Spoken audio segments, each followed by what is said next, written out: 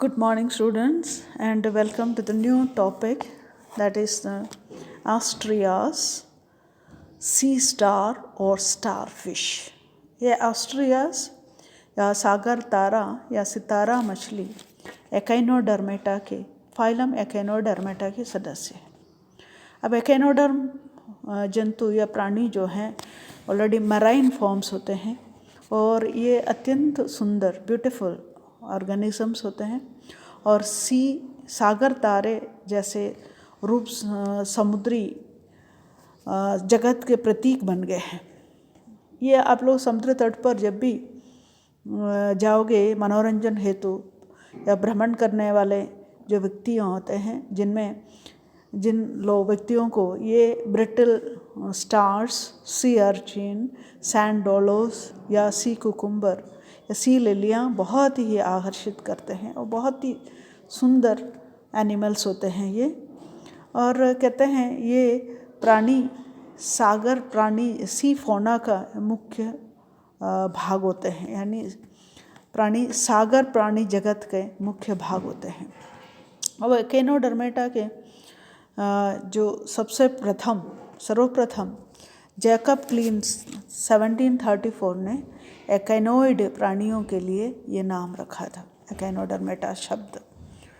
Echinodermata की मतलब ही होता है, एकाइनोस का मतलब होता है हेज हॉक यानी जाहक, डर्मा की मतलब होता है स्किन या त्वचा, एटास मीन्स कैरेक्टराइज्ड इलेक्शन यानी एकाइन्स स्पाइंस, स्किन में स्पाइंस वहन करने वाले जो एनिमल्स होते हैं इसको एकाइनोडर्मेटा में रखा गया।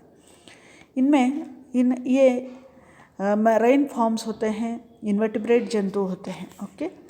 और इसके मोस्टली समुद्रवासी मरीन फॉर्म्स हैं और इनमें पेंटा रेडियल सिमेट्री यानी पंचभागी अरीय सममिति पाए जाते हैं। और इनके शरीर में जो कैल्केरियस प्लेट्स हैं या जो स्पाइंस या शूल जो हैं बना हुआ एक एंडोस्केलेटन पाया जाता है। स्टारफिशेस या सी स्टार्स को जो एक सेंट्रल डिस्क से अस्पष्ट रूप से यानी इंडिस्टिंक्ट रूप से या स्पष्ट रूप से निकलती हुई 5 भुजाओं की उपस्थिति द्वारा अभिलक्षित होती हैं। इसी संघ के एस्ट्रॉयडिया वर्ग में रखी हुई है।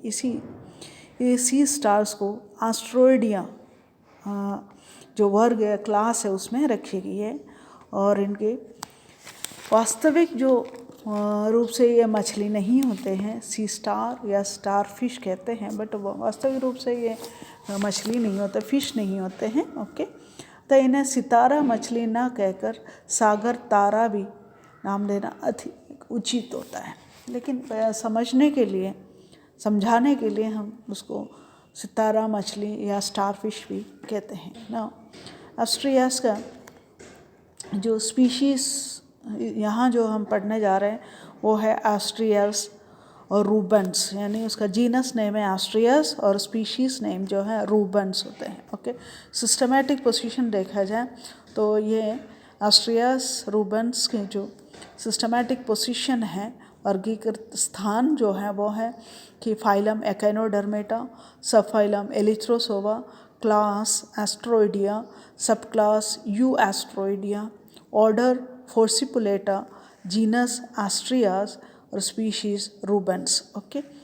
यानी जो क्लासेस हैं या क्लासिफिकेशन जो है यानी फाइलम एकाइनोडर्मेटा, सब फाइलम एलिथ्रोसोवा, क्लास एस्ट्रोइडिया, सब क्लास यू एस्ट्रोइडिया, ऑर्डर फोर्सिपुलेटा, जीनस जो है यहाँ जो हम पढ़ना जीनस और स्पीशीज़ में लागे Asterias rubens, okay. Now the habitat and habits and habitats. ये एक्चुअली सागर तारे ये सी स्टार्स जो हैं फ्री लिविंग एनिमल्स होते हैं, ओके।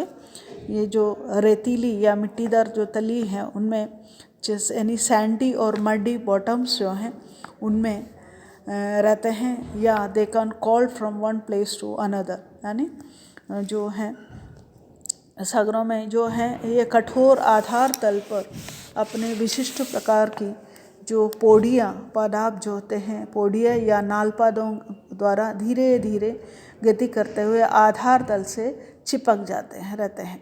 ओके, अधिकतर ये सोलिटरी फॉर्म्स होते हैं। ओके, सोलिटरी फॉर्म्स तथा ये नॉक्टर्नल होते हैं यानी रात्रिचर होते हैं, जो दिन में निष्क्रिय तथा रात में ये सक्रिय रहते हैं। ये सभी सागर तारे या सी स्टार्स जो हैं कार्निवोरस फॉर्म्स होते हैं। Okay, they are carnivorous forms. Okay, ये मेनली कार्निवोरस फॉर्म्स होते हैं, मेनली फीडिंग ऑन क्रस्टेशियंस। ये इनके मुख्य आहार जो हैं क्रस्टेशियंस होते हैं। नाउ द एक्सटर्नल फीचर्स में shape, size and colour. Okay, shape, size and colour, इनमें we can say shape, size and colour में जो हैं कि we can that is sea stars जो हैं पेंटामीरस रेडियल सिमेट्री जो है दर्शाते हैं, जिसकी उत्पत्ति एक लार्वी यानी बायलैटरल सिमेट्री जो लार्वे होते हैं उनमें से उसकी उत्पत्ति हुई है। एस्ट्रियस के शरीर में एक इनडिस्टिंक्ट सेंट्रल डिस्क होती हैं, जिससे जो 5 या 5 इलोंगेटेड या टेपरिंग रेस या रश्मियाँ या भुजाएँ निकलती हैं, आर्म्स निकलती हैं। कुछ वंशों में ये भुजाएँ जो हैं कुछ में जो हैं कि रश्मियाँ जो भुजाएँ निकलती हैं, कुछ वंशों में ये भुजाओं की संख्या 5 से अधिक होती हैं। जैसे सोलास्टर में 7 से 14 और हेलियास्टर में 40 से अधिक भुजाएँ होती हैं। ओके, यानी बॉडी कंसिस्ट ऑफ मैंने कहा आपको that is central disc. Okay, केंद्रीय बिंब होता है जिनमें से 5 इलोंगेटेड टेपरिंग आर्म्स होते हैं। और इसकी साइज देखें आप, साइज़ क्या है। ओके, साइज़ इसके करीब 10 सेंटीमीटर से 20 सेंटीमीटर तक होता है, जबकि कुछ रूप इससे बड़े और कुछ छोटे भी हो सकते हैं। ओके, नाउ द कलरेशन में वी कैन से इसका कलर जो है, ओके, शरीर का जो कलर है mainly variable including different shades, अलग अलग कलर्स के होते हैं, चाहे ब्राउन हो, रेडिश कलर के हैं, ऑरेंज कलर के हैं। ओके, इस तरह के अलग अलग कलर्स के विभिन्न रंग के होते हैं। ओके, बैगनी है, पिंक कलर है, ओके, ऑरेंज है, येलोइश कलर है, इस तरह के डिफरेंट शेड्स के होते हैं ये। ओके, और नाउ द सरफेसेस, इसके शरीर के 2 सतह होती हैं, एक ओरल सतह, ओरल सरफेस और दूसरा that is the aboral surface. Okay, 2 surfaces, oral and aboral surface. जो ओरल सतह है, ओरल सतह में शरीर की जो चपटी निचली सतह जो आधार तल की ओर रहती है, जिसको हम ओरल सरफेस कहते हैं, यानी सबस्ट्रेटम की तरफ फेस करता हुआ जो सतह होती है उसको मुख्य सतह या अधर सतह कहलाती है। इस तरह इस सतह पर जो केंद्रीय बिंब या सेंट्रल बिंब के मध्य भाग में एक छिद्र होता है, जिसको एक्टिनोस्टोम और माउथ कहते हैं। यानी जो सेंट्रल डिस्क होती है उसके मध्य भाग में एक ओपनिंग होती है। ओके, उसको कहते हैं एक्टिनोस्टोम और द माउथ। ओके, एक्टिनोस्टोम और द माउथ। ओके, और ये मुंह के चारों तरफ जो है एक मेम्ब्रेन होती है, कोमल झिल्ली, यानी सॉफ्ट मेम्ब्रेनियस स्ट्रक्चर होता है, जिसको कहते हैं पेरी ओरल मेम्ब्रेन। यानी मुंह के चारों तरफ जो मेम्ब्रेन होती है उसको कहते हैं पेरी ओरल मेम्ब्रेन। ओके, इसमें इसके अलावा कि यह मुंह की जो है ओरल स्पाइन्स या फिर माउथ पैपिले के 5 समूहों से सुरक्षित रहता है। मुंह के प्रत्येक कोण में एक संग्रही वीधी खांच है ना, यानी नैरो वीधी खांच आरंभ होती हैं, जो अपने सामने की भुजा की निचली सतह की मध्यरेखा की भुजा के सिरे तक फैली रहती है। प्रत्येक खांच, प्रत्येक ग्रूव जो है दोनों ओर से मूवेबल कैल्केरिये जो एम्बुलर स्पाइन्स की 2 या 3 रोज द्वारा सुरक्षित रहते हैं। Okay, okay, convex dorsal surface of the body that is the aboral surface. इस अबोरल सरफेस में भी जो है अबोरल सरफेस के अंदर भी इस तरह से संरचनाएं पाए जाते हैं। ओके, यानी ये शरीर के ऊपरी और कुछ उत्तल पृष्ठ यानी कॉन्वेक्स जो पोर्शन होता है उसको हम अबोरल सरफेस कहते हैं, या ओरल सरफेस की जो ऑपोजिट सरफेस होती है उसको हम अबोरल सरफेस कहते हैं या मुख सतह कहते हैं। इस सतह पर भी कि numerous that consist of numerous small blunt and immovable calcareous spines और tubercles are present, ओके। और इन भुजाओं की ये जो लंबी अक्षों के समानांतर अनियमित पंक्तियों में ये व्यवस्थित रहते हैं, ओके। इन शूलों के चारों ओर तथा बीच बीच में छोटी छोटी चिमटी नुमा संरचनाएं उपस्थित होते हैं, जिसको पेडिसलेरिया या वृंदपद पेडिसलेरिया कहते हैं। यानी around the between the spines occurs the pincer-like structures. They are known as the पेडिसलेरिया। इनमें छोटे छोटे जो चिमटी नुमा संरचनाएं पाए जाते हैं जिसको हम क्या कहते हैं, पेडिसलेरिया कहते हैं। और ये पकड़ करने वाले अंग होते हैं जिनका प्रयोग शरीर की सतह को साफ करने एवं सुरक्षित रखने के लिए किया जाता है। ये शूल मुख सतह पर भी शूलों के आधारों से संलग्न या उनके बीच बीच में पाया जाता है। मुख एवं अपमुख यानी ओरल एवं अबोरल सरफेस दोनों सतह पर इस तरह के अति छोटे छोटे अंगुली के समान खोखले एवं नॉन कॉन्ट्रैक्टाइल प्रोसेस भी पाए जाते हैं। और we can say they also occur in oral surface attached to the bases of spines or in spaces between the spines, okay।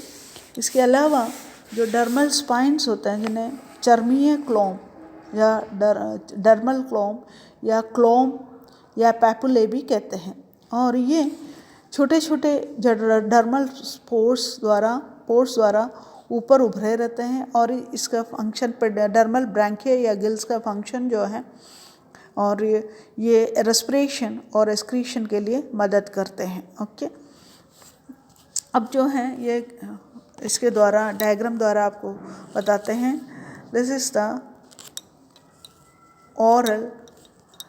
The oral surface, okay, having the mouth at the central part of the central disc, okay, and these are the ambulacral grooves and vidhi khanch, okay, vidhi khanch, and at the middle of each arm. So we can say how many ambulacral grooves are present. 1 2 3 4 5 ambulacral grooves।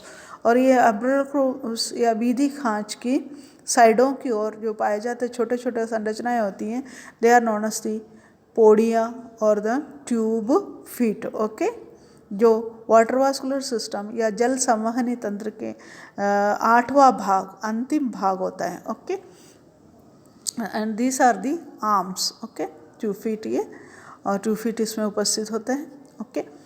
And here it is this is the aboral surface, this is the aboral surface and a convex portion, okay, this is the convex portion, and there you can see a madreporite ya prarantrak, which is the button like flat and circular portion, and this is the first part of the water vascular system के first भाग होते हैं ये, okay, and it is the sieve like structure, यानी एक छलनी के समान ये काम करते हैं, ओके, जिसमें अनेकों स्मॉल पोर्स एवं पोर कनाल उसमें उपस्थित होते हैं।